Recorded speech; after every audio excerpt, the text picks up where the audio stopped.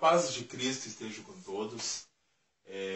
Eu peço perdão por não ter colocado o vídeo conforme eu prometi antes, mas surgiram algumas oposições, então foi uma luta um pouco pesada, mas eu clamei ao Senhor e Ele nos deu socorro.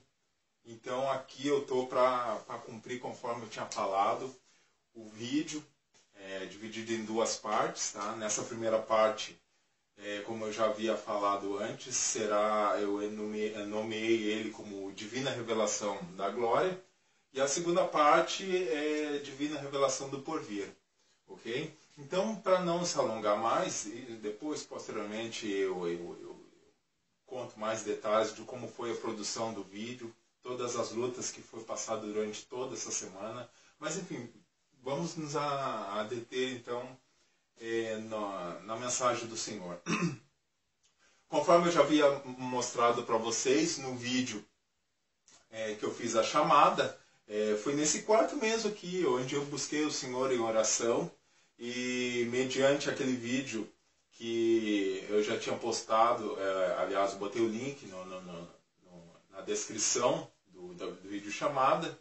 Então o Senhor me deu alguns ensinamentos que eu sou obrigado a passar para vocês, ok?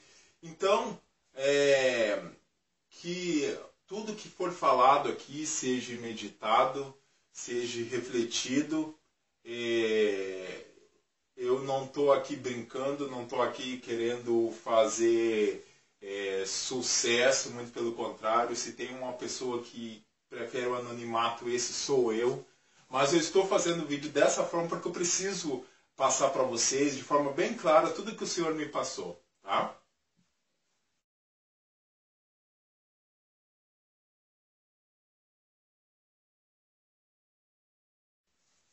A primeira coisa que o Senhor já de cara ele foi trabalhar comigo é a respeito da majestade de Deus, do poder de Deus, porque eu entendo, segundo o Senhor começou a trabalhar comigo, as pessoas elas não têm essa real capacidade de entender qual é toda a majestade de Deus Pai. Tá? Então o que acontece?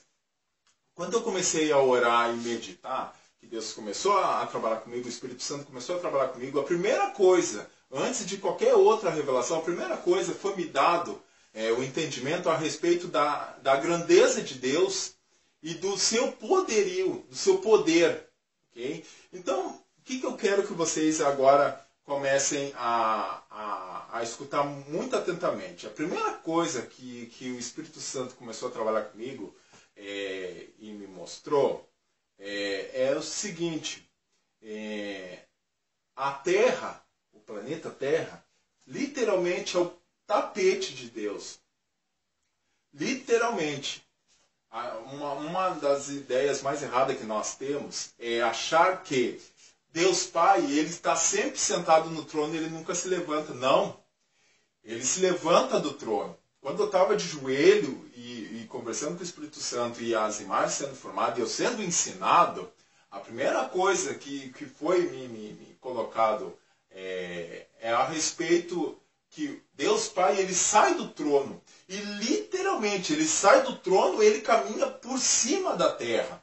Eu vou tentar passar para vocês, conforme todo o entendimento que foi me dado, vou procurar trazer aqui para o nosso plano terrestre, para que vocês possam entender até onde foi me dado o entendimento, me passado essas informações. Assim, ó. Tenta imaginar, Deus Pai, nosso Deus, ele tem a capacidade de fazer com que a terra se apresente para ele grande, ao ponto dele poder entrar para dentro e caminhar pela terra, como foi o caso quando ele passou e Moisés viu ele pelas costas. Assim como ele tem a capacidade da terra se mostrar para ele também, pequenininha, do tamanho de uma bolinha de gude, a ponto de caber na mão dele e ele poder amassar, assim, destruir assim com a mão. Não só para ele, mas para todos que estão na região celestial. Vamos tentar trazer mais para o plano aqui, material para vocês procurarem entender.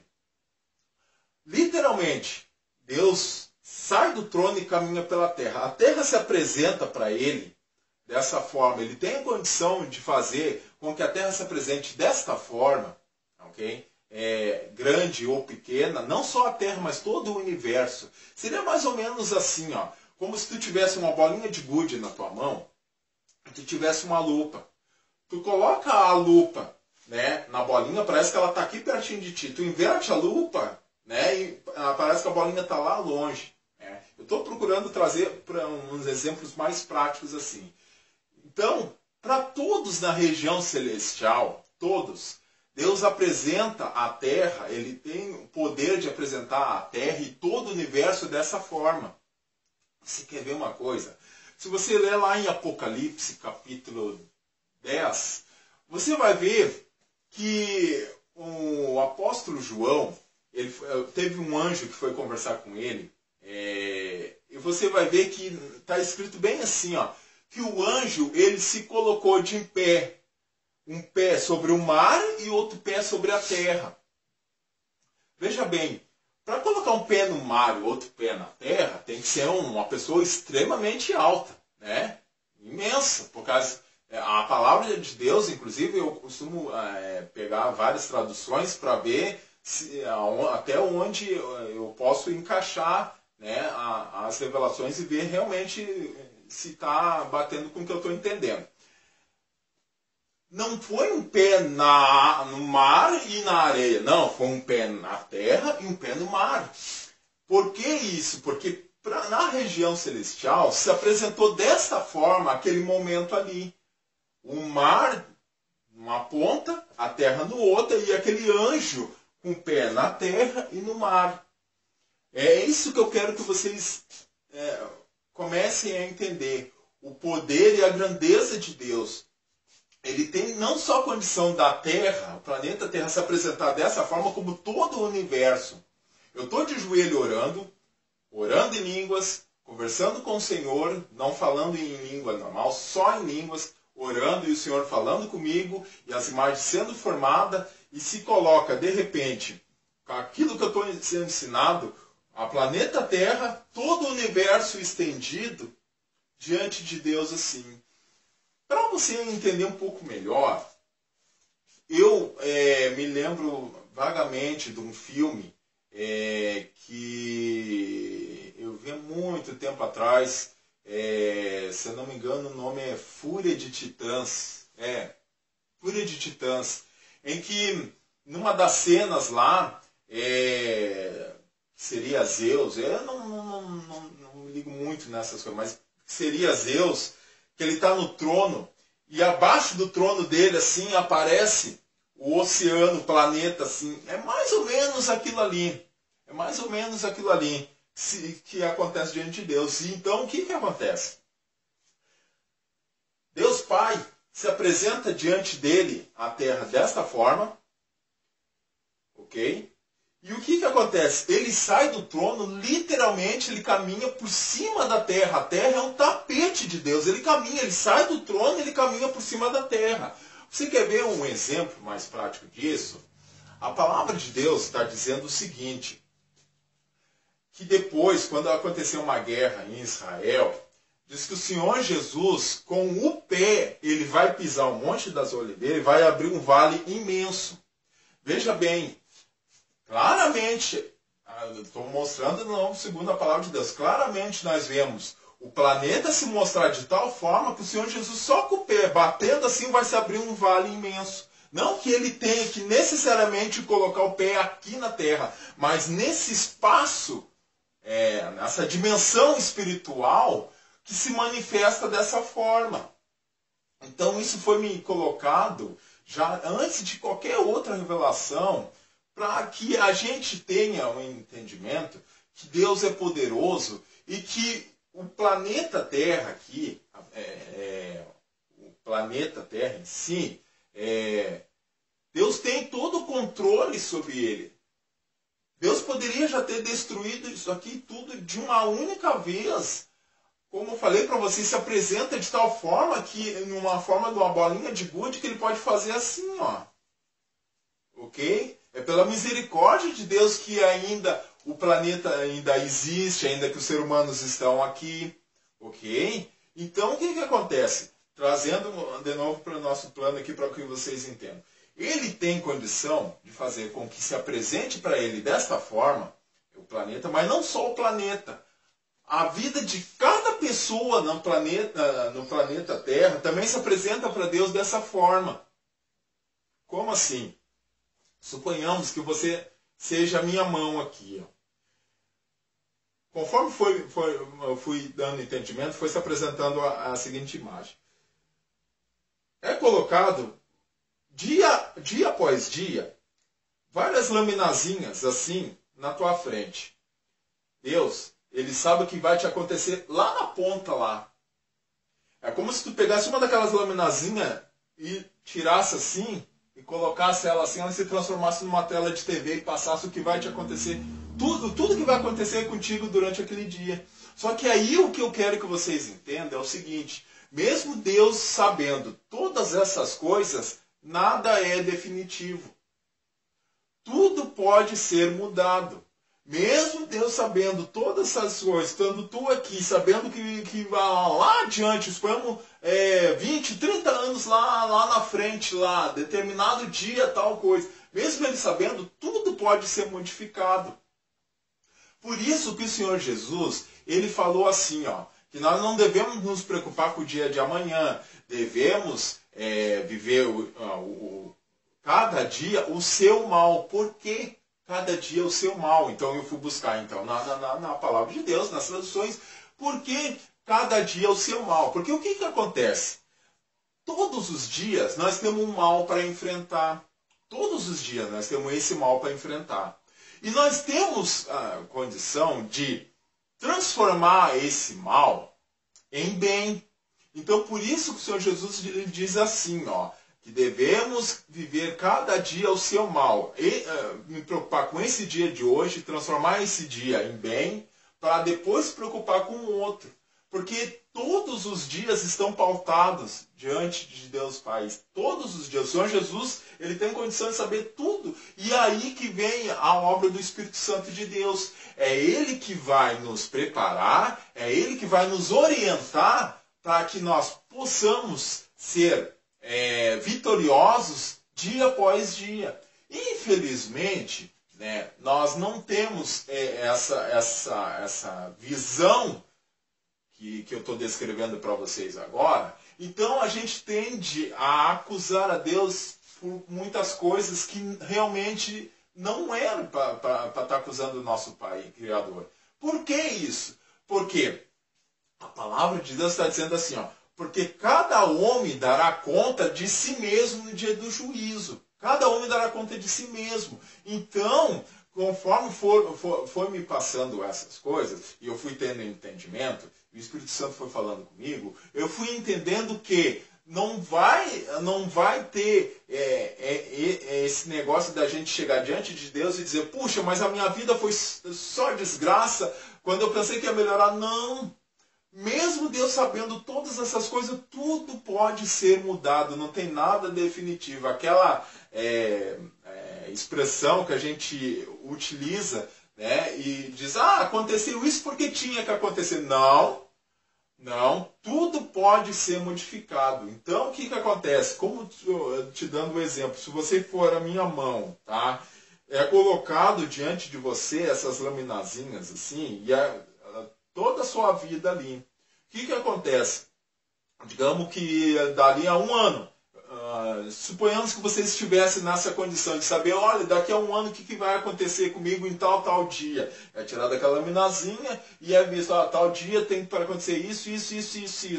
Então você pode modificar tudo aquilo, tanto para o mal quanto para o bem. Né? Tanto para o bem como para o mal. Infelizmente, nós deixamos, né, de colher o fruto diário, a vitória diária, muitas vezes porque a gente passa por desapercebido, descuidado, não sabe a real capacidade que nós temos de influenciar o nosso dia a dia. Inclusive, tem mais outra coisa que, segundo o entendimento que Deus me passou, é assim, ó, que a tua decisão que tu tomar hoje, ela pode refletir alguns dias, alguns meses e alguns anos lá na frente. Entendeu? O que eu posso decidir hoje, uma decisão que eu tome hoje, algo que eu fale hoje, algum procedimento meu hoje, pode não refletir exatamente hoje, mas vai refletir lá na frente. Então, essa é a forma como se apresenta no mundo espiritual, tanto a nossa vida como o planeta Terra e todo o universo. E literalmente, eu faço questão de frisar porque tem algumas coisas que Deus foi me chamando muito a atenção, para mim bater firme. A Terra, o planeta Terra, literalmente é o tapete de Deus. Se estende assim, ó, ele sai do trono e ele já caminha por cima da Terra. Assim. Literalmente é um tapete, ele caminha por cima da Terra. E se apresenta a Terra e todo o universo dessa forma para todos na região celestial. Se você olhar no livro de Apocalipse, lá pela altura do capítulo 21, 22, se eu não me engano, em relação aos anjos, tem um outro anjo que, quando ele se aparece na claridade do sol e a sua glória ilumina toda a terra. Quando eu estou orando e conversando com Deus e me vem claramente essa imagem também do anjo. Não é um anjo imenso, não, é que se apresentou daquela forma a terra e o sol e o anjo a ponto da glória desse anjo iluminar toda a terra. Ok? Então, que fique isso bem claro. A majestade, a grandiosidade do nosso Deus é imenso. O que acontece?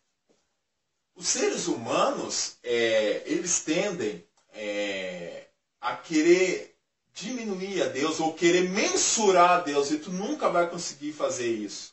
Para te ter uma ideia, outra coisa que foi passada para mim, Deus, ele se ri daquilo que os homens determinam como certo. Mas não é essa risada de deboche, não. Ele se ri no sentido em que quando os homens dizem, determinada coisa surgiu, foi assim. Deus se ri porque ele está querendo dizer, ele se ri, eles pensam que é assim, mas não foi. Eles não sabem nem como é que se formam os ossos no ventre da grávida. Né? Deus está querendo mostrar que ele usa as coisas loucas para confundir as sábias. Ele usa as coisas pequenas para confundir as grandes. Não é mesmo? Então, o que acontece? O ser humano é que tende a formar ideias, formar teorias a respeito do surgimento de todas as coisas. E nunca vão conseguir fazer isso. Deus se ri quando começam a formar teorias a respeito, não, isso aqui surgiu assim, isso aqui surgiu assim, isso aqui vai ser assim, e Deus olha e diz, e se ri. Mas não é essa risada de deboche, não existe na glória, não existe diante do nosso Deus essa atitude. Quando ele fala, ele me passando isso, que ele se ri, ele quer mostrar que o ser humano, ele quer se considerar sabe o suficiente para entender a mentalidade de Deus. E nunca vai conseguir. Nunca vai saber. A palavra de Deus diz que os pensamentos de Deus eles são mais altos do que os nossos pensamentos. E os caminhos deles mais altos que os nossos caminhos. Ok? Então isso foi bem claro. Foi a primeira coisa, antes de qualquer outra revelação. A primeira coisa que Deus foi trabalhar comigo é a respeito da majestade, da grandiosidade de Deus. Em que muitas vezes nós estamos acusando o nosso Deus por coisas que a gente não sabe. E muitas vezes a gente deixa que coisas aconteçam com a nossa vida por achar que era a vontade de Deus e não. Muitas das coisas que nos acontecem, nós poderíamos ter evitado, nós poderíamos ter modificado, e a gente deixou passar por desapercebido. E o poder de Deus é tão grande que o planeta, não só a Terra, todo o universo, mas o planeta Terra se apresenta, eu faço questão de enfatizar, se apresenta como se fosse uma bolinha de gude na mão dele, assim, a ponto de ele poder fazer isso aqui, ó, esmagar. Para vocês terem ideia. Então, eu estou tentando trazer para o nosso plano aqui mais material, para vocês possam entender essa experiência que eu tive buscando ao Senhor e desses ensinamentos, porque com certeza vai esclarecer muitas dúvidas e vai fazer com que muitos tenham um envolvimento maior com Deus a partir de agora. Olhem o Senhor com olhos diferentes, não como aquele Deus que está vendo as coisas acontecerem e fica de braço cruzado, não. É um Deus ativo, um Deus que se ira e que a hora que a ira dele descer sobre a terra vai ser algo muito grave. Okay? Então, esse primeiro ensino, primeira coisa, antes de mais nada, primeira coisa é a grandeza de Deus, em a gente saber isso, você mentalizar e formar essa imagem, que a Terra, literalmente, eu queria que vocês tivessem essa experiência, literalmente, o planeta Terra é o tapete de Deus, ele desce do trono, ele já caminha por cima da Terra, e o planeta Terra se apresenta para todos na região celestial dessa forma, pode se apresentar imenso, a ponto de entrar para dentro, como pode se apresentar pequenininho, a ponto de aqueles que estão lá se apresentar em relação à Terra como se fossem imensos. Por exemplo, como eu falei do anjo que colocou o pé na terra e o pé no mar para falar com João, lá em Apocalipse capítulo 10. Ok?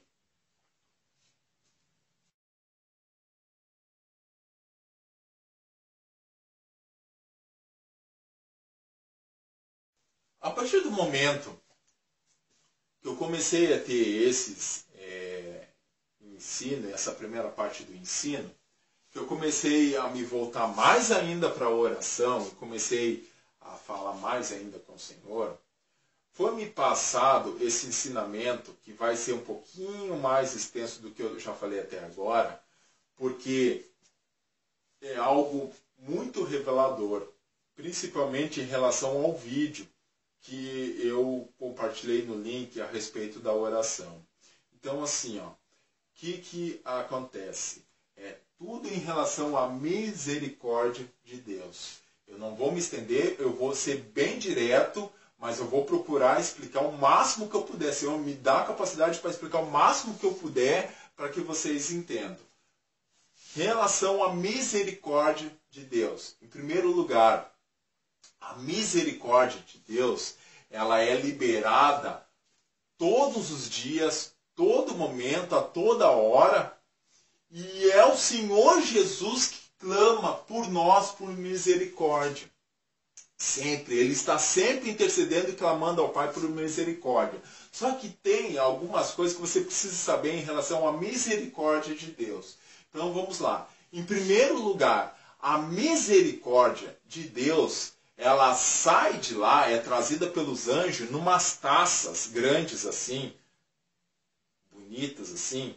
Ela vem nessas taças. E ela é sempre assim, ela é em horas, dias, meses e anos. Essa é a misericórdia. E o objetivo final da misericórdia de Deus é o arrependimento e a salvação. Então o que acontece? As pessoas entendem errado. A misericórdia de Deus, o objetivo final da misericórdia de Deus é o arrependimento e a salvação. Deus mira a salvação. Esse é o objetivo do Senhor Jesus, da obra do Senhor Jesus, é a salvação. Então o que acontece? Acompanhem comigo. É mandado misericórdia. O anjo traz a misericórdia para a terra. Quando ele traz a misericórdia para a terra, tem uma lista de prioridades de quem vai receber a misericórdia. Então você anota aí, porque isso foi me passado claramente e eu quero que você entenda. Como é que é distribuída a misericórdia aqui? Primeiro da lista é pela oração intercessória, tanto pessoal como ela dirigida. Vou te explicar. Por exemplo, você se levanta de manhã e você diz: Senhor, em nome de Jesus, tenha misericórdia de mim no dia de hoje. Esse é o primeiro da lista. Ou você faz aquela oração: Senhor, tenha misericórdia do meu filho, da minha esposa, do meu marido, da minha mãe, do meu pai. Tenha misericórdia, eles vão fazer uma viagem, ou eles vão ter uma situação em que eu estou preocupado. Tenha misericórdia. Essa oração dirigida, esse é o primeiro da lista para receber a misericórdia. Quem é o segundo da lista? É a oração intercessória não dirigida. Eu costumo fazer esse tipo de oração. É quando nós estamos orando, nós dizemos: Senhor, tenha misericórdia. Eu não sei quem é a pessoa, mas se tiver alguém que está precisando neste momento de um refrigério, está passando por uma luta, tenha misericórdia, derrama a tua misericórdia na vida dos perdidos, salva aqueles que não te conhecem, Senhor. Esse é o segundo da lista, da misericórdia. Quem são os terceiros da lista da misericórdia? São os chamados e escolhidos. Veja bem, chamados e escolhidos. Por exemplo, o apóstolo Paulo, ele foi chamado e escolhido. Lembra lá quando o Espírito Santo falou com Ananias? E disse, porque o Ananias estava interpondo, né, e dizendo: Senhor, eis que eu ouço que esse tem ordem dos magistrados para vir aqui e capturar teu povo. E aí o Espírito Santo, o Senhor Jesus, através do Espírito Santo, diz para ele: não, porque esse para mim é um vaso escolhido. Ou seja, o apóstolo Paulo, ele foi chamado e escolhido. Para esses que são chamados e escolhidos, são os próximos da lista, que é derramada a misericórdia. E qual é os outros da lista? São aqueles que são chamados. Não, veja bem, tem os chamados escolhidos e tem os chamados. Aí você diz: mas irmão Paulo, quem são os chamados? Os chamados são aqueles que de alguma forma eles ouvem a palavra de Deus. Nem que seja alguém passar e dizer: ó, Deus te abençoe. Deus te abençoe em nome de Jesus, ó, Jesus te ama. Esses são os chamados. Eles nunca vão poder dizer que um dia não ouviram sequer falar do nome do Senhor Jesus. Então você vê, essa é a lista de distribuição da misericórdia. Então o que acontece? Funciona assim, ó. O anjo vem trazendo a misericórdia. O que acontece? A partir do momento que ele vem aqui, você precisa mentalizar, formar essa batalha que foi me passado a respeito. Os demônios aqui na região celestial, eles sabem quando é que vem vindo misericórdia. E eles batalham para roubar essa misericórdia. Já vou te explicar mais adiante por que eles batalham para roubar a misericórdia. O que acontece? Eles vêm. O anjo vem trazendo a misericórdia. O que acontece? Já tem os anjos aqui que são responsáveis por abrir caminho para aquele anjo passar com a misericórdia. Então, por exemplo, os demônios, para que eles querem essa misericórdia? Lembra que eu falei para você que a misericórdia, ela é em horas, dias, meses e anos? Porque o que acontece?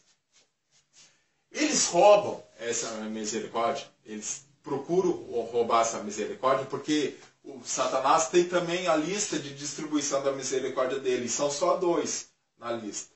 Aí você diz: tá, e qual é a prioridade de Satanás? Primeiro, quem está fazendo a vontade dele para destruição. Ponto. É para destruição. Todos aqueles que estão fazendo a vontade do inimigo para a destruição é que recebem essa misericórdia. Porque o que acontece? A misericórdia, entre outras coisas, ela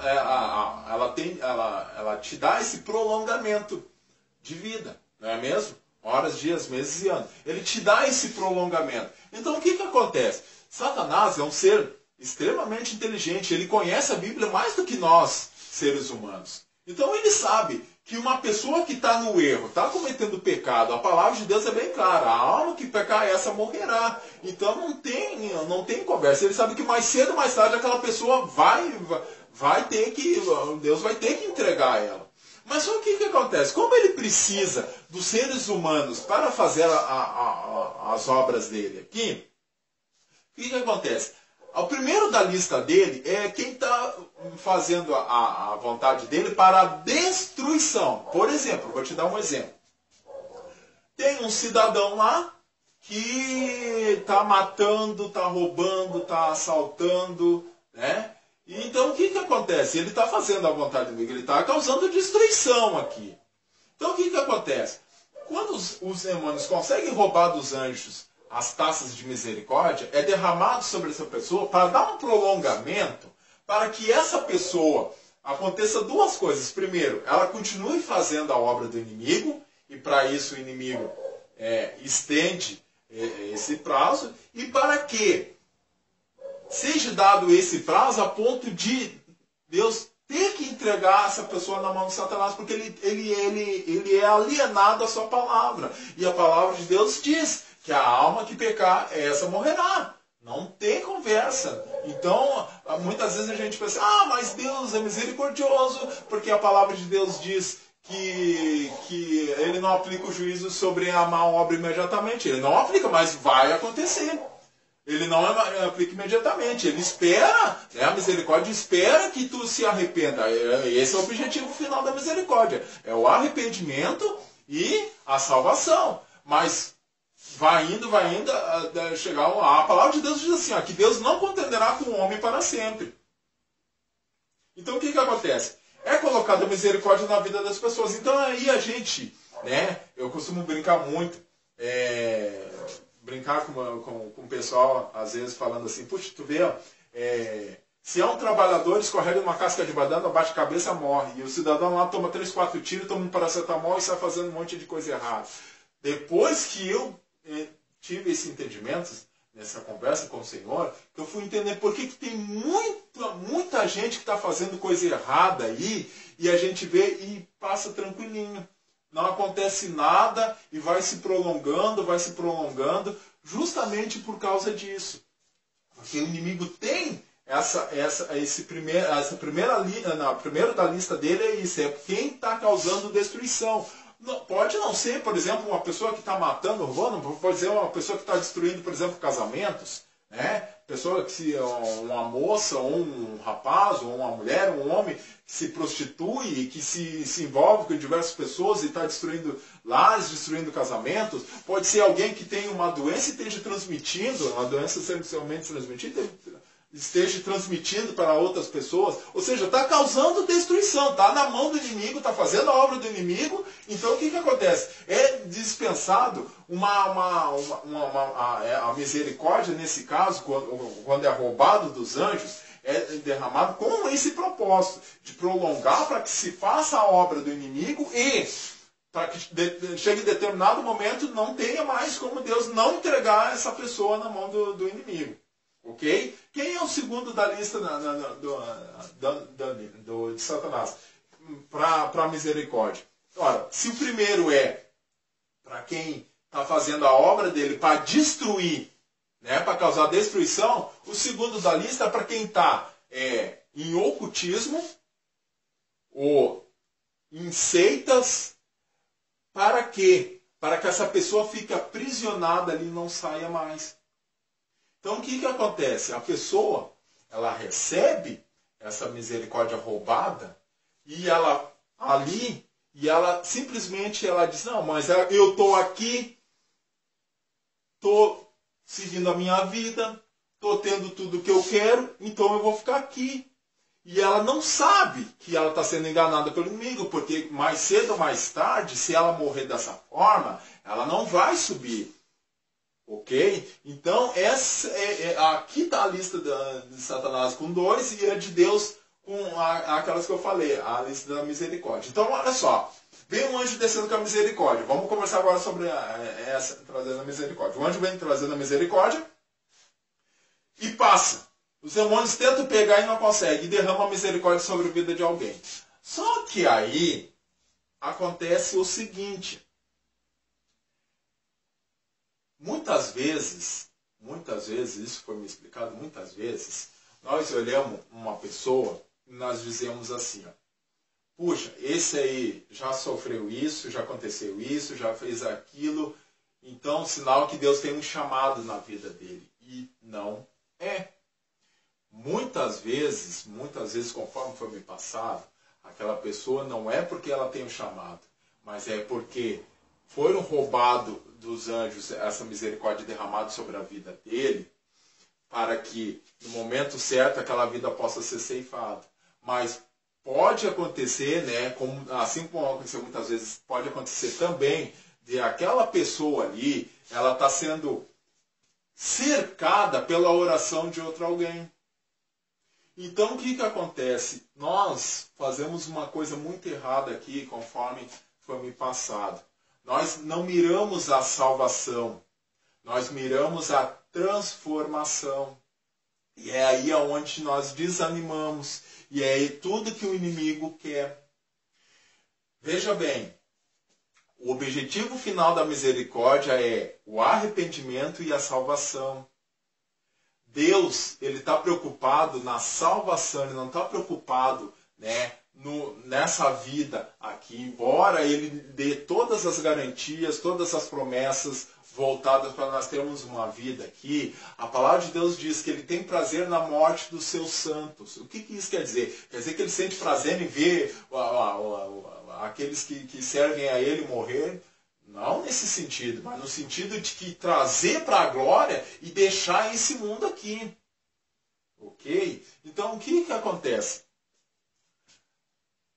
Onde é que nós estamos errando e que é o que o inimigo quer? A palavra de Deus diz assim, ó, lá em 1 Coríntios capítulo 11, versículo 2, se não me engano, está escrito assim, ó, mas temam, pois, assim como a serpente enganou Eva com as suas astúcias, assim de alguma sorte sejam corrompidos os vossos sentidos e se apartem da simplicidade que é em Cristo. O que quer dizer corrompidos os nossos sentidos? Quais são os nossos sentidos? Bom, os nossos sentidos é visão, audição, olfato, paladar, tato. Então o inimigo ele vai usar, conforme foi me passado eu orando e Deus falando comigo, foi me passado o seguinte, o inimigo ele vai utilizar os sentidos para te fazer desanimar, de clamar pela misericórdia, porque nós miramos a transformação. Então o que acontece? Você, por exemplo, está orando por um filho. O filho rouba, mente, usa droga, não está nem aí. E você ora, pede, Senhor, tenha misericórdia na vida do meu filho. Tenha misericórdia e vai indo. O inimigo está vendo que aquela vida está se prolongando porque a misericórdia está sendo entregue ali, está sendo entregue na vida daquela pessoa. Mas ele quer ceifar aquela vida. Então o que ele faz? Ele se volta para os teus sentidos e te faz, através dos teus sentidos, olhar para ele e perder a visão da salvação e mirar na transformação. Então você olha, você diz, mas eu vou desistir, ele não muda nunca. E aí você deixa de orar, você deixa de clamar pela misericórdia naquela vida, e é tudo que Satanás quer. Aí o que acontece? O anjo da misericórdia não consegue mais trazer misericórdia porque você interrompeu aquela vida ceifada. Entendeu? Então veja bem.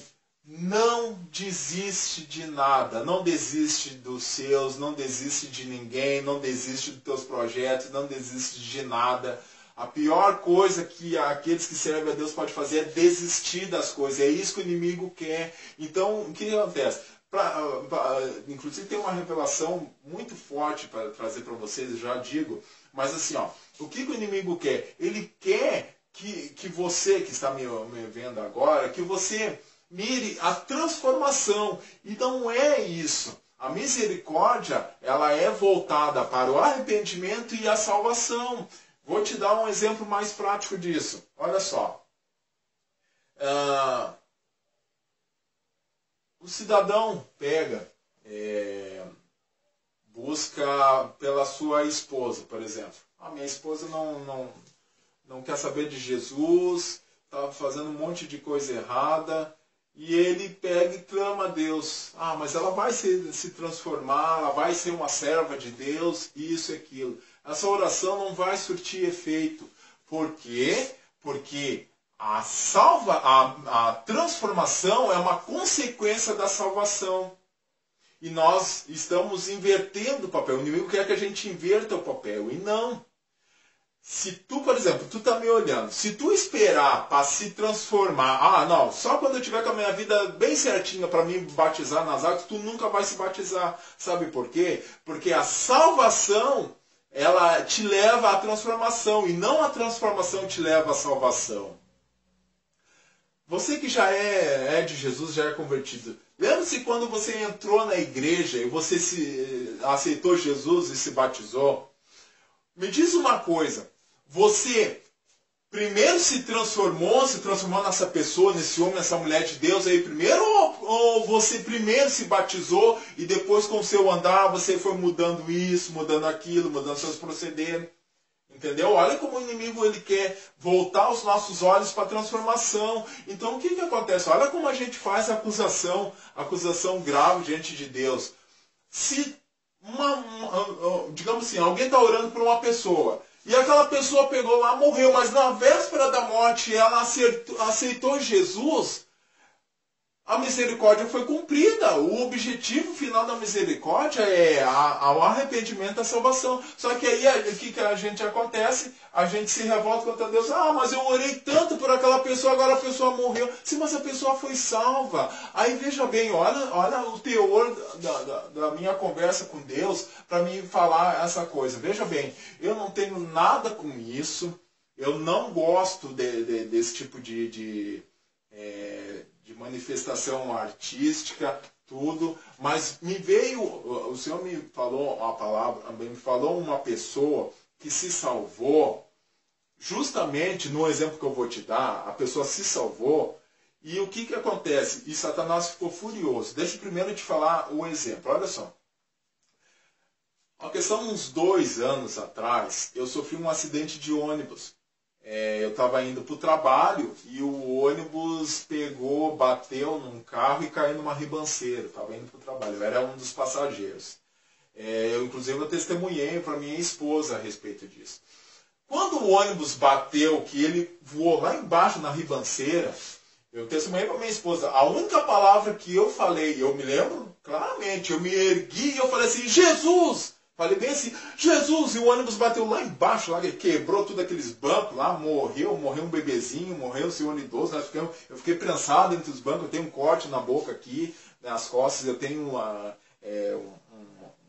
região também nas costas onde eu fiquei prensado nos bancos também, machucado até hoje. Muita gente se machucou, mas o que acontece? Naquele momento, agora foi a única palavra que saiu da minha boca. Quando o ônibus bateu, foi algo super rápido. O ônibus bateu lá embaixo e eu falei assim, Jesus! E peguei e o ônibus bateu lá embaixo, mas foi algo muito rápido. Quando eu estou orando e falando com Deus, e o Senhor me explicando a respeito da misericórdia, o Senhor me fala justamente dessa pessoa. Veja bem, eu estou falando isso diante de Deus, diante da Bíblia, que eu sigo, diante de Deus, e que eu caia duro. Se essa revelação aqui não é direto do coração de Deus. O que acontece? Aquele moço lá, aquele cantor que sofreu aquele acidente lá, Rafael Araújo, aquele moço se salvou. O Senhor Jesus falando comigo, me dizendo, aquele moço ele se salvou, ele teve a mesma situação que eu tive no meu acidente. Minha esposa chegou ainda me colocar o seguinte, mas dizem que no acidente ele estava dormindo assim. Olha, eu tenho que falar aquilo que o Senhor falou para mim. Veja bem, eu não ganho nada com isso. Olha, eu posso estar colocando a minha salvação em jogo para abrir a boca, mas só que eu sei da experiência que eu tive com Deus e eu não ganho nada com isso, eu não tenho nada com isso, eu não gosto desse tipo de música, não conhecia o moço, né? Mas o que acontece? Aquele moço, ele teve o mesmo procedimento que eu teve. No momento do acidente, quando deu o acidente, ele abriu a boca e falou a mesma coisa que eu falei. Ele falou, Jesus! E a palavra de Deus diz que nos últimos dias, aqueles que invocarem o nome do Senhor serão salvos. E Satanás ficou furioso. Isso Deus me deixou bem claro. Satanás ficou furioso com isso. E aí o que acontece? Os demônios ficam jogando dardos inflamados sobre os familiares, sobre os parentes, sobre os fãs, para eles blasfemarem contra Deus, para eles acusarem a Deus, enquanto que a misericórdia foi cumprida na vida daquele moço. Veja bem, A única pessoa que em todo isso, tudo que eu vou falar aqui, o que eu tenho para falar ainda, a única pessoa que me veio, veja bem, eu perdi o meu irmão, eu sou o mais velho de uma família de 5 irmãos. Eu perdi o meu irmão faz uns 3 anos. Nem ao meu irmão foi me dado mais alguma coisa, né, nesse momento de oração. Foi me dado, o único nome dos seres viventes aqui, foi me dado foi desse moço. Então o que acontece? O Senhor Jesus me diz, através do seu Santo Espírito, que até ele tem tocado no coração de servos para se deslocarem até a família, para que esse conforto desça no coração deles, mas o coração deles está tão endurecido, e Satanás está furioso porque ele perdeu aquela alma. Então o que acontece? Os demônios ficam jogando uns dardos assim, ó, uns dardos, e fica batendo neles, então eles ficam se agoniando. Então tem aqueles momentos que eles estão bem, daqui a pouquinho bate aquela tristeza, aquele desânimo, e eles começam a chorar, começam a se revoltar com Deus, e daqui a pouquinho passa de novo. Aí passa aquele período tranquilinho, daqui a pouquinho vem de novo.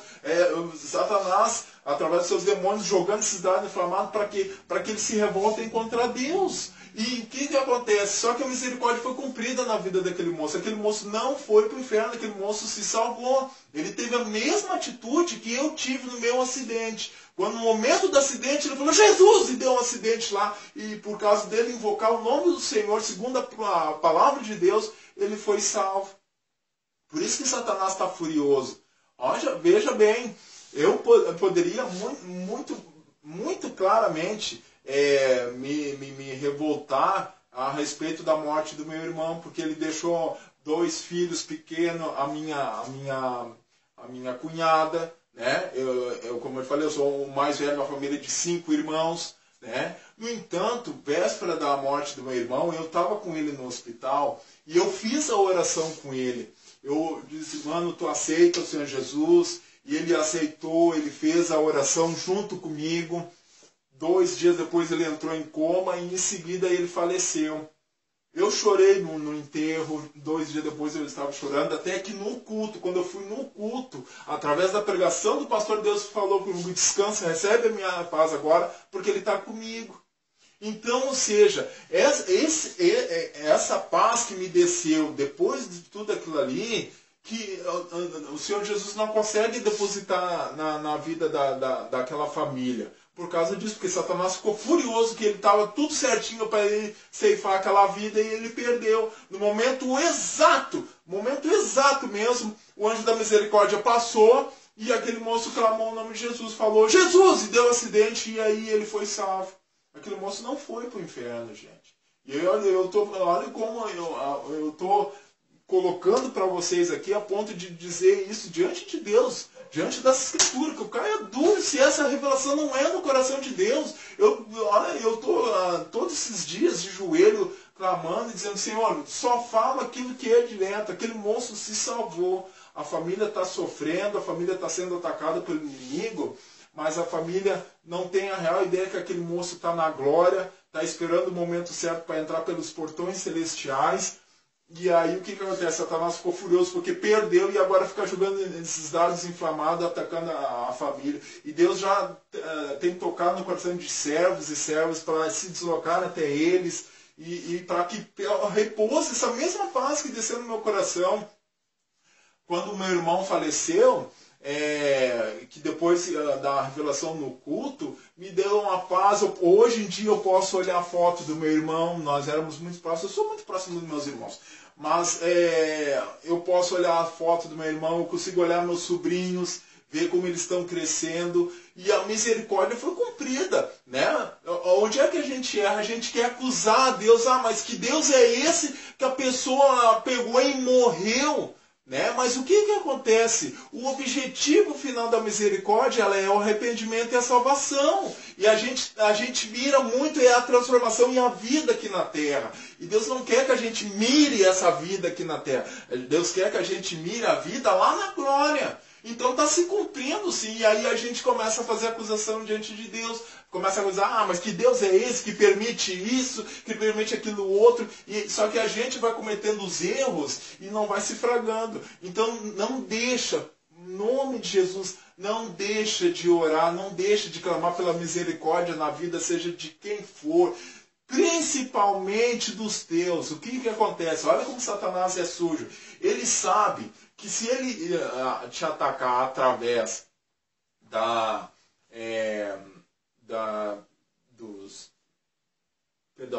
te atacar através dos teus sentidos, ele vai atacar a tua visão. E tu vai olhar e tu vai dizer, mas eu estou orando para essa pessoa, a pessoa não muda nunca, tu vai desistir, tu vai dizer, não.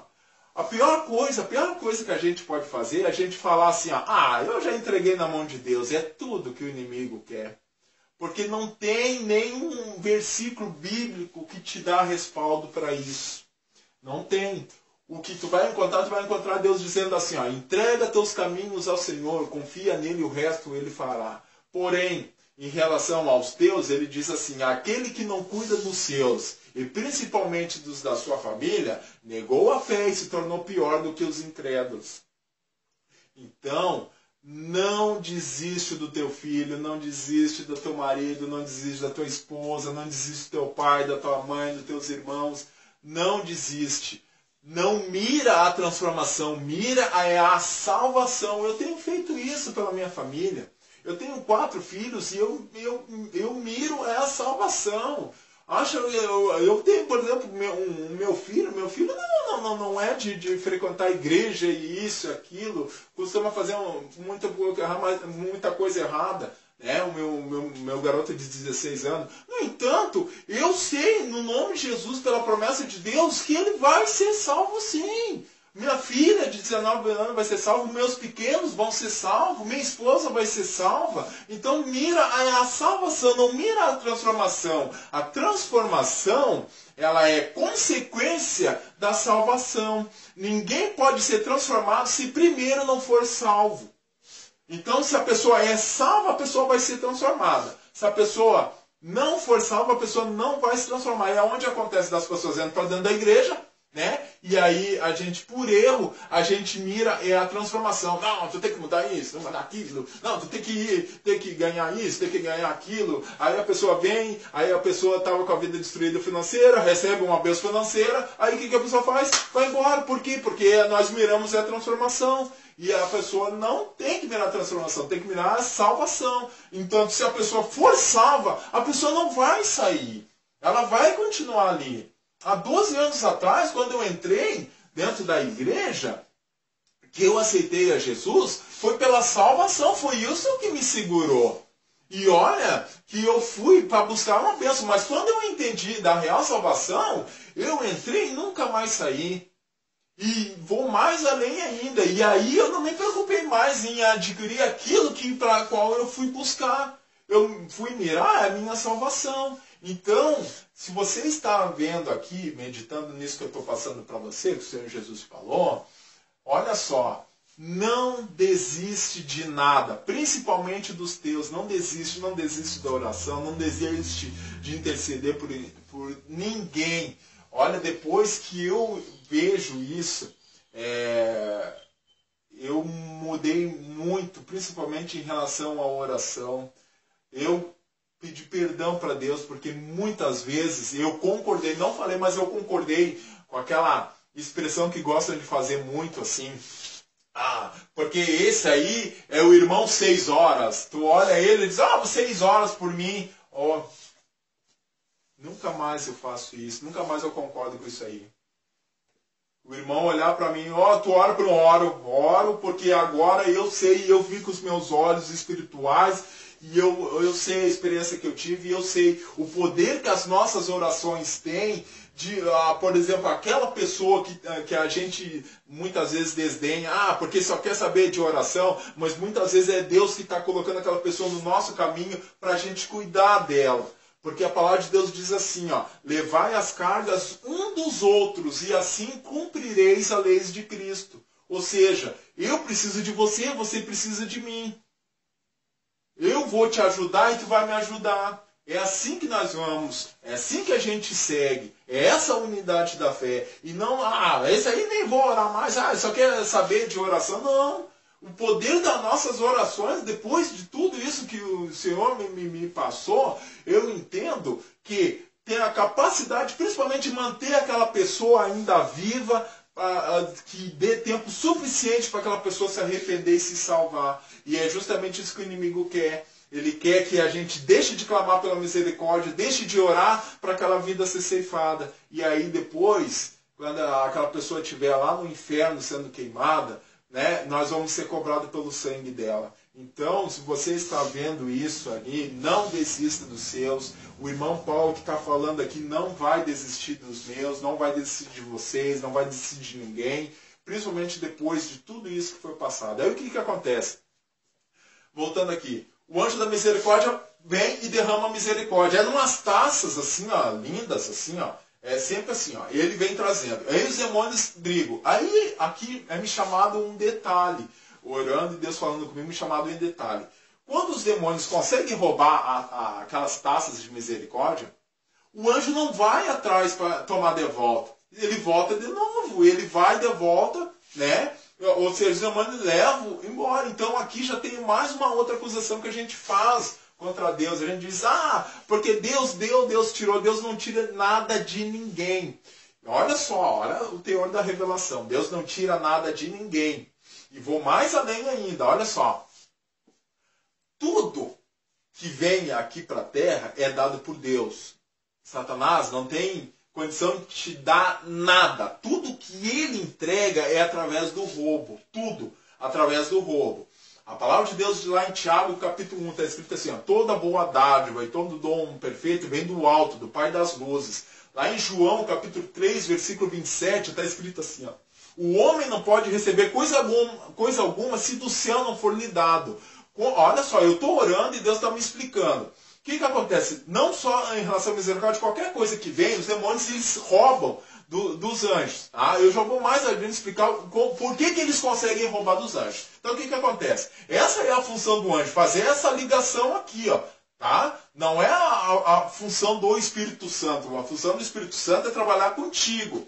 Ok? A função dos anjos é fazer essa ligação tua, daquilo que tu precisa e buscar resposta, trazer resposta, buscar bênção, trazer bênção. Essa é a função dos anjos. Então ele vem trazendo, e os demônios roubam. Ele não pega de volta. Perdeu aquilo ali, ele volta de novo, né? Para buscar outra dádiva de Deus. O que acontece? Aí o que acontece? Satanás pega aquilo que foi roubado ali, ele entrega para uma pessoa. Tá? O que acontece? Ele não tem condição dele mesmo dar, é tudo através de roubo. Então o que acontece? Ele faz, como se diz assim, uma espécie de aluguel daquilo que ele dá. Então o que acontece? Ele vai depositando nessa pessoa aqui. Vai depositando misericórdia, vai depositando bens materiais, vai depositando glória, vai depositando, vai colocando a pessoa lá em cima. O que acontece? A partir do momento que ele já sabe, segundo a palavra de Deus, porque ele conhece a Bíblia melhor que nós, ele sabe que aquela pessoa ele já pode ceifar, aquela pessoa ele já pode derrubar, ele faz o seguinte, ele não tem mais para dar para uma outra pessoa, então ele tira dessa aqui e dá para essa aqui, ó. E aí essa pessoa cai lá embaixo e ele pode ceifar.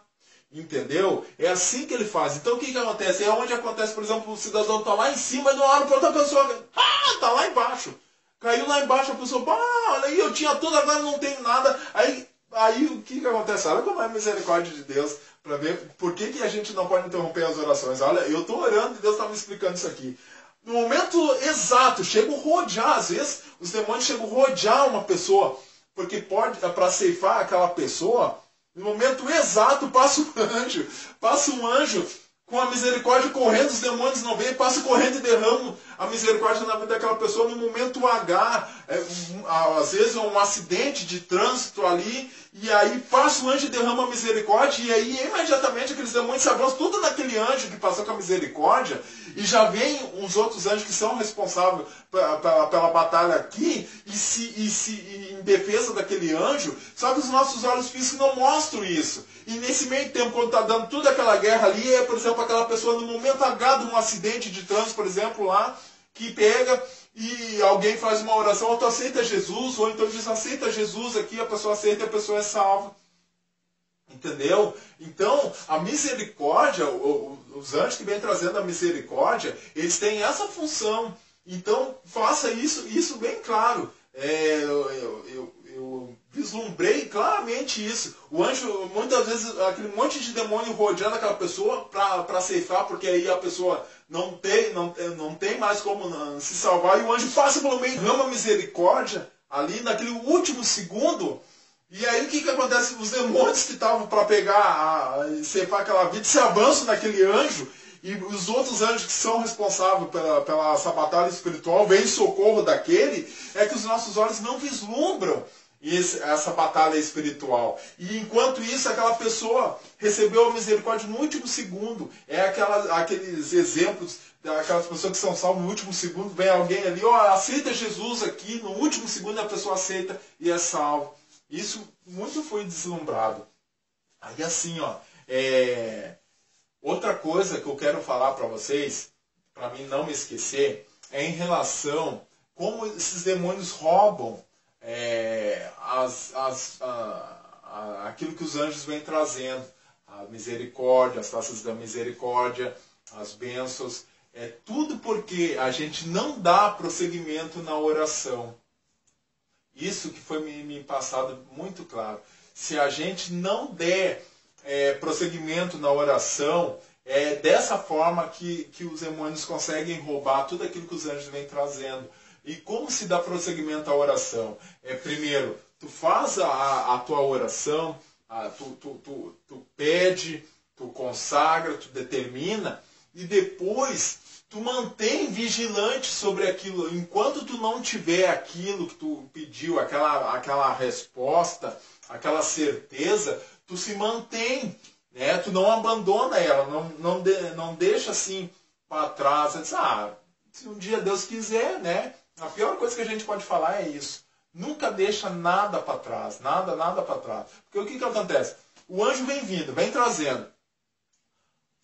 Os demônios estão ali para fazer aquela oposição, eles não querem deixar ele passar. Então vai ter a batalha. Tem uns anjos que são responsáveis por abrir caminho para aquele anjo passar para ti. Olha só para te ver a importância que a gente tem, né, no reino espiritual. A ponto dos anjos nos servirem dessa forma.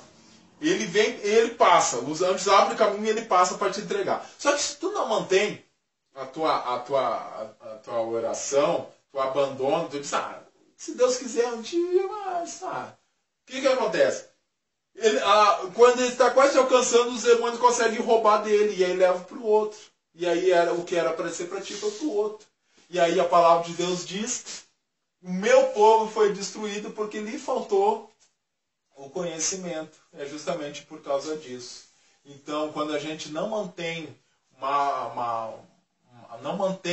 a nossa oração, a gente não dá prosseguimento na oração, é justamente quando os demônios conseguem roubar todinho aquilo que era para ser para a gente. E aí está indo para outras pessoas, e aí tu se agonia, porque aí tu vê o ímpio, aquela pessoa que não serve a Deus, tendo vitória, tendo isso e tendo aquilo, né? E muitas vezes muito do que ele está tendo era para ser para ti, né? E tu simplesmente, por ter negligenciado dessa forma, acaba perdendo aquilo que era para ser para ti. Então não desiste de nada. Aí eu comecei a meditar, porque a palavra de Deus diz assim, como que eu posso, pensando eu, né, como que eu posso dizer isso e que nós estamos perdendo muitas coisas, que está sendo, os demônios estão roubando dos anjos que está sendo enviado para nós, e nós estamos perdendo, se a palavra de Deus diz assim, que a riqueza do ímpio é depositada na conta do justo. Não é mesmo? Então, eu disse, Senhor, mas então como pode isso? Né? E Deus começou a falar comigo, me explicar o seguinte. Isso é espiritualmente falando. A riqueza do ímpio é depositada para o justo. Ou seja, como é que tu vai explicar, por exemplo, como é que tu vai explicar que tu, que tem uma vida simples, que tem ali meia dúzia de amigos, mais fiéis, é muito mais feliz do que aquele cidadão lá, ou aquela cidadã que tem uma condição financeira infinitamente maior do que a tua, que tem um convívio na sociedade muito maior e não consegue reclinar a cabeça no travesseiro e dormir. É isso que o Senhor me explicou. A riqueza do ímpio é depositada na conta do justo. O justo, ele consegue usufruir daquilo que o ímpio não consegue, tendo. E o justo, com muito menos, consegue. Por exemplo, eu não estou... Né, você pode dizer assim, eu não tenho uma estrutura familiar imensa, isso, mas a minha família, a gente é feliz. Né? E você vai ver, por exemplo, muitas vezes o ímpio lá tem uma estrutura familiar muito maior e isso, mas estão sempre discutindo, sempre brigando, se pegando, se matando, isso e aquilo. A riqueza do ímpio é depositada na conta do justo. Isso que o Senhor me explicou. Ok, queridos? Vamos mais adiante. Outra coisa, eu não posso deixar de falar isso também para vocês. Muito importantíssimo. Em relação à oração. Eu quero que tu vislumbre isso que eu vou falar agora. Em relação à oração, toda vez que tu faz a oração citando a palavra de Deus, rebenta com Satanás e seus demônios de vez, rebenta. Tu pode fazer qualquer tipo de oração, mas tu citar a palavra de Deus, mas tu rebenta com eles. Acontece assim, olha só, Deus está me explicando e as imagens estão sendo formadas na minha cabeça e eu estou ouvindo. O que acontece? Quando tu cita a palavra de Deus, está orando, e tu diz, a tua palavra diz, quando fala assim, a tua palavra diz, os demônios chegam a se estremecer, eles ficam pé da vida, porque eles sabem que vem chumbo grosso. Então tu diz, a palavra de Deus diz, vem uma bola de fogo e faz bem assim, pá, bate bem nele assim, pá. Por exemplo, digamos assim, tu orou e tu diz assim, Deus, mas a tua palavra diz que se eu pedir tudo aquilo que eu pedi em oração, crede e recebereis e tê-lo-eis. Vem uma bola de fogo e faz assim, pá, nele, bate assim, nele. E aí tu cita mais outra palavra e vem outra, e pá, bate nele, assim, vai fragilizando ele. E nesse meio tempo que vai fragilizando, aqueles anjos que estão ali para batalhar também estão batalhando em cima dele e estão destruindo aquilo ali. Então, para te ver como nós temos uma participação efetiva no mundo espiritual através das nossas orações. E não só pode ser um demônio, pode ser uma muralha de pedra que eles colocam, literalmente, uma muralha de pedra. Eles colocam essa muralha assim, quando tu fala assim, a tua palavra diz, em vez de uma bola de fogo, vem, claro, espiritualmente falando, vem como se fosse uma marreta enorme, assim, grande assim, ela vem e bate assim, faz assim, pá! Bate assim, cada vez que tu cita a palavra de Deus, ela bate assim, pá, e vai rachando aquilo ali. Por exemplo, digamos que tu tenha uma ação na justiça, mas essa ação não sai nunca. Pode ser um demônio que está com a mão ali naquela causa, ou pode ser essa muralha de pedra, literalmente a muralha de pedra que eles colocam para não dar prosseguimento àquilo ali. Então tu começa a dizer, não, mas a palavra de Deus diz, e vem e vai assim, pá, vai batendo, vai rachando assim, Só que o que acontece? A gente não dá prosseguimento à oração, né? E como é esse prosseguimento da oração? É não abandonar ela. Diz, não, eu vou seguir minha vida agora, vou continuar fazendo a coisa, mas eu continuo ainda firme. Senhor, eu creio que tu já me deu a vitória e eu não vou abandonar enquanto não obter a minha resposta, a minha bênção. O que acontece? Se tu interrompe, eles vêm e duplicam aquela muralha ali, eles fortalecem muito mais. Se for um demônio, eles mandam 7 piores e vem 7 ali para colocar a mão ali e não deixar tu tomar posse daquilo ali que é para ti. Isso claramente. Eu estou orando, Deus está conversando comigo e está se formando essas imagens. Então quando tu cita a palavra de Deus, é fatal. É fatal, tu pode ter certeza. Por isso que eu levo muito a sério, e agora eu levo mais a sério ainda, quando, por exemplo, tu vai num culto, ou num círculo de orações, as orações de libertação, de batalha espiritual. Meu Deus do céu, depois de tudo isso que eu vislumbrei, aí que eu fui ver o poder, agora que eu sei realmente o poder que a oração tem, de tu participar efetivamente. É que os nossos olhos físicos não mostram isso, a gente não vê isso, né? Esse mundo espiritual, porque se a gente visse, Mas olha, pode ter certeza, aí sim que Satanás estava ralado. Mas é que os nossos olhos do físico não mostram. Então, a gente tende a achar que, eu fiz aquilo que eu fiz, tá bom, é isso. E não. E essa batalha é intensa. Então, quando tu cita a palavra de Deus, é justamente isso que acontece. Se é um demônio que está aqui, vem umas bolas de fogo, bebê assim, ó. Pá! E queima ele assim, ó. Porque eu costumo falar assim, não, queima, demônio. Porque isso aí não adianta nada, só jogar na conversa fora. Agora, quando tu cita a palavra de Deus, aí queima. Aí vem assim, ó. Pá! Bate assim, ó. Ou então, se é uma muralha, tu fala assim, ela vem como se fosse uma marreta grandona assim, ó. Faz assim, ó. Pá, bate bem assim, ó. Literalmente, bate assim, tu cita a palavra de Deus, bate bem assim. Por exemplo, eu uso a oração, quando eu estou orando em batalha, lutando contra aquilo que está me oprimindo, eu digo assim, olha, no nome de Jesus, o Senhor Jesus disse, aquele que crê em mim, fará as mesmas obras e fará maiores ainda. E a palavra de Deus diz que para isso se manifestou o Filho de Deus, para desfazer as obras do inimigo. Ora, pois, se ele veio para desfazer as obras do inimigo, e se ele diz que eu posso fazer as mesmas coisas que ele fez, então eu também posso desfazer as obras do inimigo. E eu desfaço essa obra no nome de Jesus. Espiritualmente falando, quando eu estou citando tudo isso, está vindo aqui, a bola de fogo. Está vindo. E os anjos que estão batalhando em meu favor estão ali. É fatal. Se tu fizer isso, mas olha, espiritualmente eu vislumbrando isso e eu dizendo, meu Deus do céu, como é que eu fui deixar passar tanta coisa assim, através desses ensinamentos?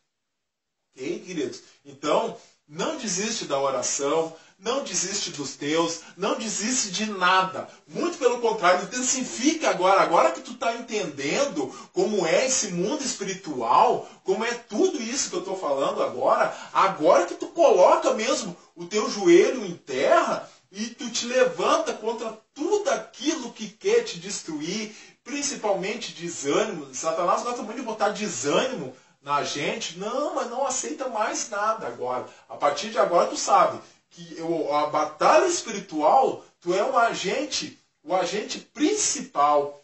Isso que eu quero deixar bem claro para vocês. Tu é o agente principal na batalha espiritual. Pode esquecer, porque é os anjos, porque é Deus, porque é isso. Não.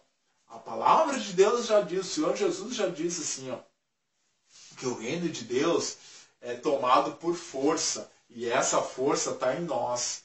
Lembra quando eu falei para vocês lá que nós estamos aqui, é colocado, Deus sabe o que vai acontecer tudo lá, mas tudo pode ser mudado, pois tudo isso que pode ser mudado aquelas coisas que eram para te destruir pode ser mudada, e aquilo que era para ser considerado como derrota tua pode ser considerado como vitória. Ok? Vamos seguir então adiante em tudo que o Senhor tem para nos falar.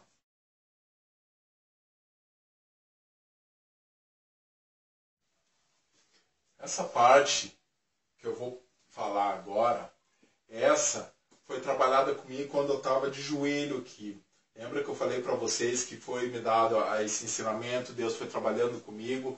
Porém, essa experiência de 1h30 de joelho, orando só, falando só em línguas, e o ensinamento, quando foi completada, foi essa parte que eu vou transmitir agora para você é algo extremamente importante. Eu nunca havia tido este tipo de experiência, nunca havia tido esse envolvimento como eu tive agora. E então, o que eu vou falar para você aqui agora, a partir de agora, né, vai te impactar. O que acontece? Eu vou falando e você, se quiser vislumbrar melhor ainda, fecha os olhos, só me escute. Tá? Eu estou de joelho orando, conversando só em línguas, falando só em línguas, Deus trabalhando comigo e as imagens sendo formadas e Deus explicando claramente. Divina revelação da glória. Momento da igreja subindo. A escada grande, comprida, já de imediato é me falado que é a mesma escada aquela que Jacó viu os anjos subindo e descendo, é por essa escada que a igreja vai subir. Uma multidão imensa vem subindo. De cada lado da escada tem 2 carreiras de anjos, de cada lado. No começo da escada tem umas nuvens assim, e eles levam, no fim da escada, um portão imenso. É 2 folhas imensas assim, ó, que ele se abre assim, ó, todo dourado. Eu nunca vi ouro na minha frente, com exceção da minha aliança de casamento, que até nem estou usando porque quebrou. Mas eu vislumbro aquilo como sendo algo dourado. 2 folhas imensas que elas se abrem assim, ó. E aí vem subindo aquela multidão. Eu vou descrever detalhadamente cada coisa para você, segundo foi me passado, Deus foi trabalhando comigo.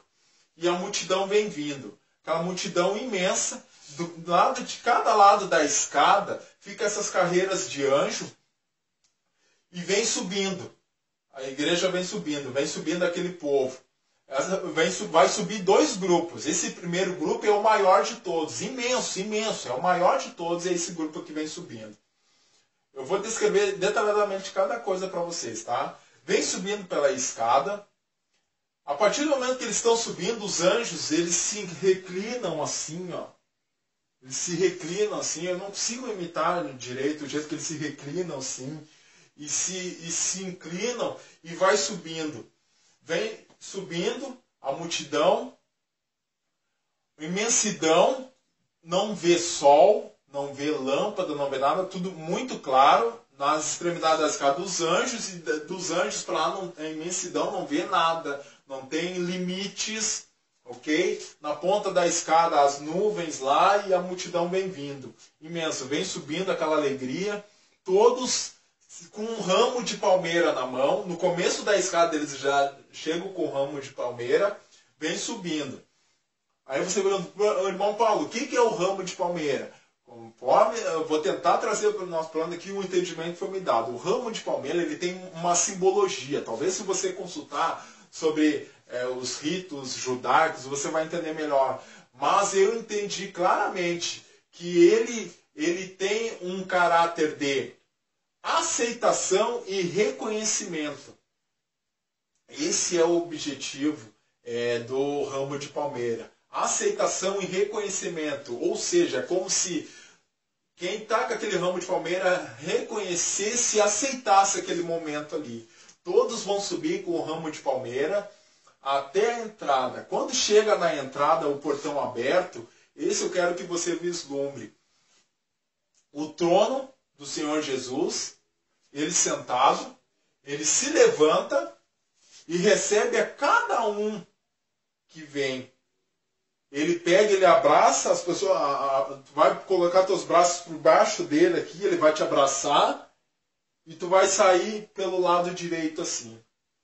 Quando tu sai pelo lado direito assim, tem mais anjos ali. Isso já para dentro do portão. Tem mais anjos ali. Você nunca aconteceu assim de você pegar e ir, por exemplo, visitar um parente, você ter filhos, ou quando você era criança, e quando você chegou lá na casa do parente, já havia crianças, já tem crianças lá, e essas crianças estavam se divertindo muito. Então chega essas novas crianças lá, e eles pegam aquelas crianças e saem correndo para brincar numa felicidade toda, quando já sumiram, já desapareceram. A mesma situação é me colocada dessa forma. Aqueles anjos que já estão ali para dentro, pega o santo, e depois desse momento tão ímpar com o Senhor Jesus, em que tu dá aquele abraço, ele olha para a gente com aquele olhar de ternura, ele alegre, feliz, muito alegre. Você olha assim, eu quero tentar trazer para você essa experiência tão real assim. O Senhor vai te olhar com um olhar de ternura. Se você nunca teve um olhar de ternura do seu pai, da sua mãe, de alguém, você, pelo menos lá você vai ter esse deslumbre, alguém te olhar com ternura, te abraçar, ele vai te abraçar apertado assim, vai beijar na tua testa e tu vai sair sempre pelo lado direito aqui. E aqueles anjos pegam você, mas sai fazendo uma festa, sai voando ali. Aí você diz, irmão, para onde que eles vão? Aí que tá. Todo a descrição que eu vou te dar agora é sempre da ponta da escada até a ponta. Dali para dentro eu não tive acesso nenhum.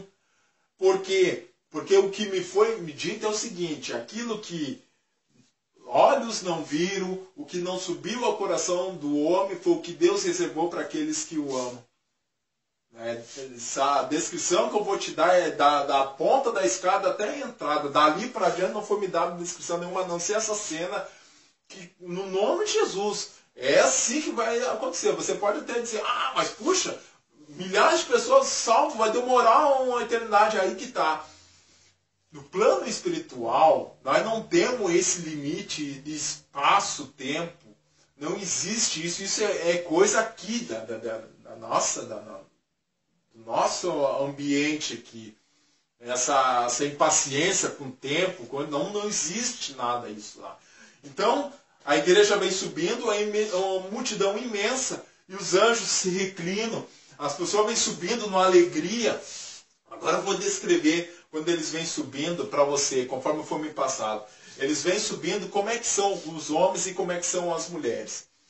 Em relação às mulheres, me chamado alguns detalhes. Qual é o primeiro detalhe? Todas as mulheres têm um cabelo comprido. Umas um pouquinho mais comprido do que os outros, mas todas as mulheres têm cabelo comprido. Inclusive, aquelas mulheres bem pretinhas, por exemplo, são descendentes de africanos, e que a gente sabe que naturalmente aqui não tem esse histórico de cabelo comprido, mas lá todos os cabelos das mulheres, eles são e devem ser compridos. Uns um pouquinho outro do ombro, outros um pouco mais comprido, ok? E todos os cabelos muito bem trabalhados. É como se a irmã que está aí e vai entrar na glória passasse pelo melhor cabeleireiro do mundo. Melhor cabeleireiro do mundo. Eu estou tentando te passar conforme eu fui me deslumbrando e me desmanchando na presença de Deus, e as lágrimas vindo, e eu deslumbrando essa descrição. Bem-vindo as irmãs, todas as mulheres com cabelo comprido. Não interessa se você é descendente de africano, não interessa se você aqui não tem cabelo por alguma coisa, lá todas têm cabelo. Em relação aos homens, todos também possuem cabelo, porém não existe homem com barba nem com bigode lá. Não. O único que tem barba e bigode é o Senhor Jesus, e muito bem feito.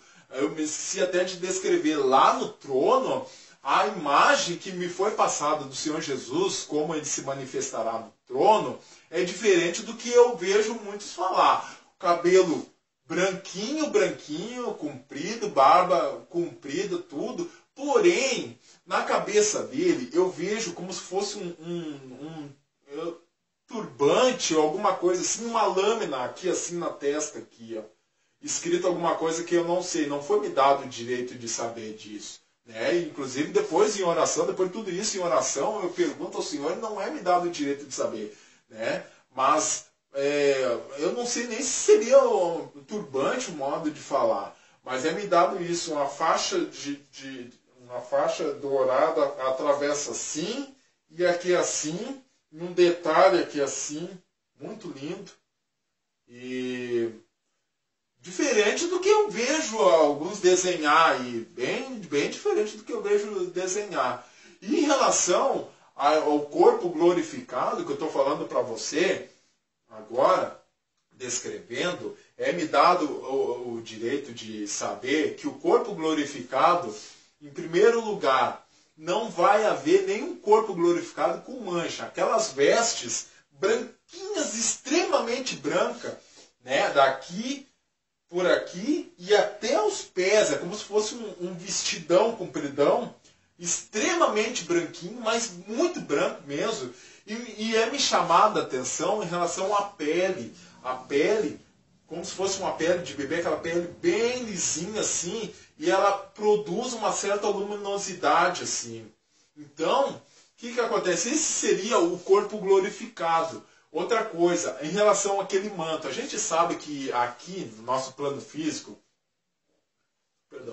nós temos assim, diversas constituições físicas. Pessoa, por exemplo, em relação às mulheres, tem mulheres que têm um pouco mais de busto, outras mulheres com menos busto, outros com a cintura um pouco mais larga, outros mais altos, mais baixos. Não. Lá, aquele manto, as pessoas tudo na mesma altura. E o espírito, isso também é outra coisa que eu quero falar. O espírito, ele tem uma idade única. O espírito do homem, do ser humano, ele tem uma idade única. Entre 22 e 23 anos, assim. Esse é o espírito do homem. Ele tem uma idade única. O que acontece? Lá, o corpo glorificado, aquele manto, ele não deixa transparecer essas saliências, essas protuberâncias, a ponto de, através do manto, poder vislumbrar o corpo do homem ou o corpo da mulher. Ele dá uma característica única, santa, que tu sabe que é uma mulher e tu sabe que é um homem. Tu olhar, tu vai dizer, aquela irmã lá é uma mulher, aquele santo ali é um homem. Mas o manto, ele não dá essa característica. Isso tem me chamado muita atenção. Então, o que acontece? O corpo glorificado é esse que eu estou descrevendo para você. Nada de mancha, aquela pele bem lisinha, produz uma certa luminosidade, assim, e se você for, por exemplo, mais clarinho, a tua pele vai dar uma luminosidade. Se tu for bem escuro também, vai dar uma luminosidade. E homens sem barba, sem bigode, cabelo, todos, não tem homem com cabelo compridão, não, todos com cabelo. Todas as mulheres, as mulheres foi dado o cabelo um pouco mais comprido. Tem umas que tem um cabelo um pouco mais comprido do que a outra. Foi me dito o seguinte, segundo a palavra de Deus, que a mulher foi dado o cabelo no lugar do véu. Então, por isso, é mantido a mesma situação lá na glória. Então, se você, irmã, está ouvindo aí, você mulher, poxa, eu nunca pude ter um cabelo bonito, nunca pude ter cabelo para alguma coisa lá na glória, todas vão ter cabelo, né? E os homens também vão ter cabelo, mas os cabelos dos homens não são compridos que nem os das mulheres. Ok? Então a multidão vem subindo e vão fazer todo esse mesmo trajeto. Aí, neste momento, conversando com o Senhor, eu vou descendo em relação ao começo da escada para vislumbrar. Quando eu chego no começo da escada, que eu observo, vem chegando o segundo grupo. O que acontece? O primeiro grupo é uma multidão imensa. Me dado esse entendimento que é uma multidão imensa. É maior do que esse segundo grupo. Mas esse primeiro grupo, que vai subindo e vai chegando lá, ele antecede esse segundo grupo que vem chegando. Quem é esse segundo grupo que vem chegando? Esse segundo grupo, ele tem uma característica em relação ao primeiro grupo. O primeiro grupo já é automaticamente colocado na escada e vai subindo. Esse segundo grupo, quem vem trazendo são os anjos. Aí eu estou aqui no começo da escada e eu olho na ponta da escada assim, me dado o entendimento, que tem um anjo ali responsável pela trombeta. E esse anjo é o anjo Miguel. E aí já vem o primeiro entendimento. A trombeta, ela não é para avisar os santos do arrebatamento. Ela é para avisar os anjos. Deixa eu tentar levar você a entender. Eu também me surpreendeu muito o que eu estou ouvindo aqui. A trombeta não é para avisar os santos do arrebatamento. É para avisar os anjos. E quem vai tocar ela é Miguel. Olha só. Miguel vai tocar ela. E os anjos, se você não até hoje você nunca vislumbrou um anjo, naquele dia você vai saber quem é aquele que foi colocado do teu lado para estar te servindo aí. Porque é ele que é o responsável por te trazer, levar e colocar na ponta da escada. Então o que acontece? Eu estou ali buscando a Deus esse envolvimento, as lágrimas vindo, um envolvimento muito real. Então é me dado a possibilidade, inclusive, de entender como vai ser a trombeta de Miguel. Miguel vai pegar a trombeta e ele vai tocar a trombeta e ela vai fazer assim, ó.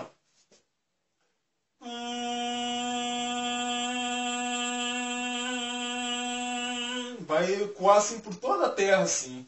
Quando ela ecoa assim, começa os anjos vir trazer Eles vêm com o anjo, vêm com o santo, assim, e coloca na ponta da escada. Quando ele coloca na ponta da escada, ele olha para Miguel e ele faz assim, ó. E Miguel, um anjo muito bonito, cabelos dourados, a pele dele reluz como se fosse uma lâmpada fluorescente. Miguel, uma espada comprida aqui, comprida, e ela parece que sai alguma luminescência em forma de fogo avermelhado assim da espada dele. Miguel assim, então os anjos colocam o santo no começo da escada e bate continência para Miguel. E Miguel só faz assim, ele está aqui, ele faz assim. E aí aquele anjo que largou deu ali, ele vai para trás de Miguel e fica atrás de Miguel ali. E vem o próximo anjo, larga de novo outro santo ali, bate continência para Miguel, Miguel corresponde e aí vai assim sucessivamente. Aí você vai dizer assim, mas irmão Paulo, o senhor está delirando. Irmão, eu sei a experiência que eu tive. Se você duvida, você dobra o seu joelho e busca a Deus e peça confirmação se o que eu estou falando não é revelação de Deus aqui. Eu sei até onde eu fui e eu sei o que eu vislumbrei. Eu estou descrevendo para você aqui, conforme foi trabalhado comigo, estou dividindo e estou fazendo aqui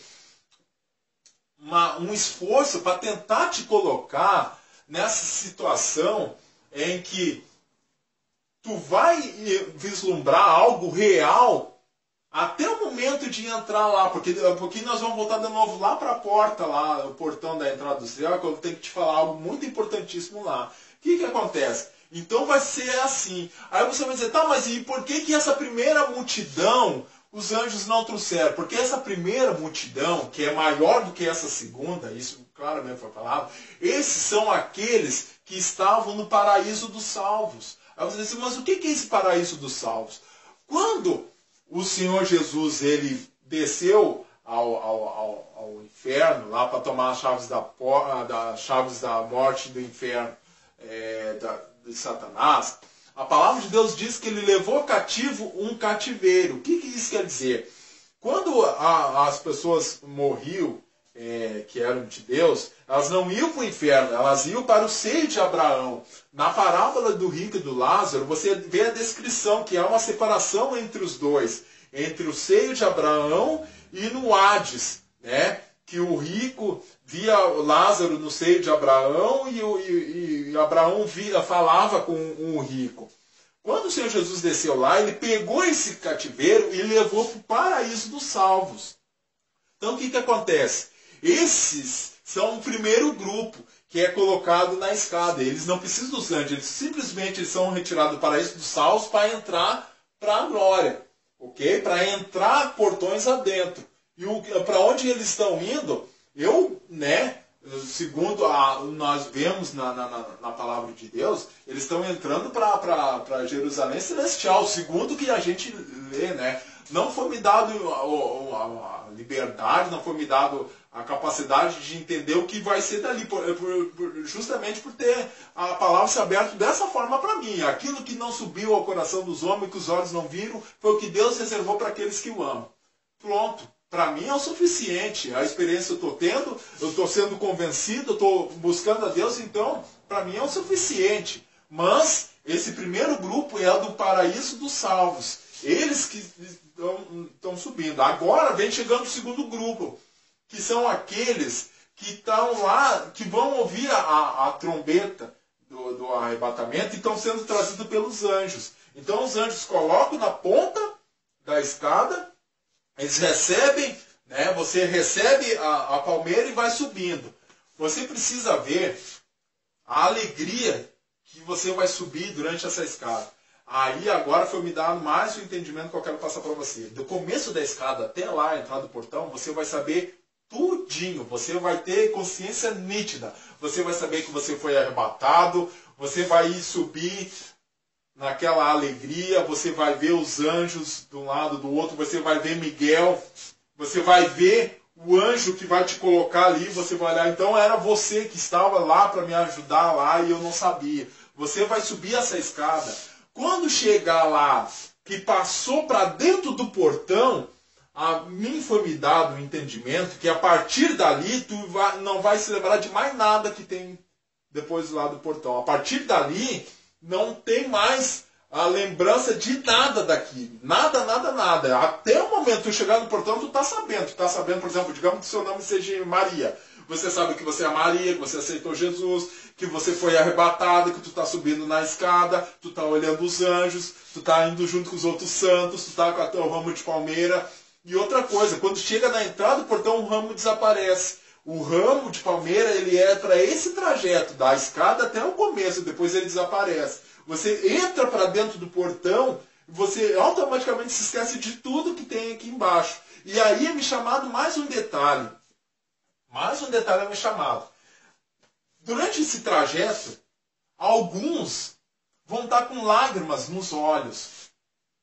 Não vão estar chorando, mas vão estar com lágrimas nos olhos.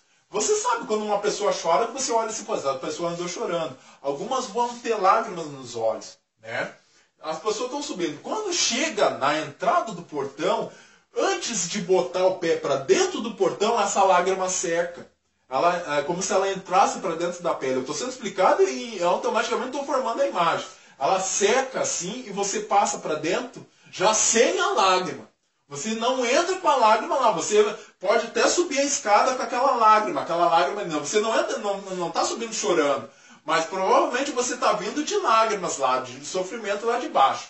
Você vem vindo, quando você vai entrar para dentro da glória, a lágrima desaparece. E você entra para dentro e se esquece de automaticamente tudo que passou, se esquece da escada, se esquece de onde você botou o pé ali para dentro, você não se lembra de mais nada. Mais nada do que tem aqui na terra. Okay? Isso foi muito real comigo, eu ouvindo, e o Espírito Santo trabalhando comigo e eu vendo isso, e os anjos vêm trazendo. E aí o que acontece? Agora vem uma situação muito preocupante, que vai ser o que eu vou detalhar agora. Até agora, o vislumbre que eu te dei aqui, a igreja subindo, o Miguel tocando tocando a trombeta, que a trombeta é para avisar os anjos. Ah, e outra coisa, não posso me esquecer. Quem é que vai ouvir a trombeta? Isso foi me deixado bem claro. Vai ouvir a trombeta quem vai subir e os judeus só. Mas ninguém vai ouvir a trombeta dos seres viventes. São só quem sobe. Se subir, vai ouvir a trombeta. Se não subir, não vai ouvir a trombeta. E os judeus, todos os judeus, aonde existia um judeu sobre a face da terra, vai ouvir o som da trombeta. Certo? Curto e grosso, assim como foi no passado. Estou passando para você. Só quem dos seres viventes só ouve a trombeta quem sobe. Quem não vai subir não vai ouvir a trombeta. Não adianta. É só quem sobe. Quem sobe, quem vai ser arrebatado, ouve a trombeta. E os judeus, onde existir judeu sobre a face da terra, vai ouvir o som da trombeta. Ok? Agora eu vou descrever para vocês essa segunda parte, que é uma parte, talvez a parte mais agoniante do que eu tenho para falar.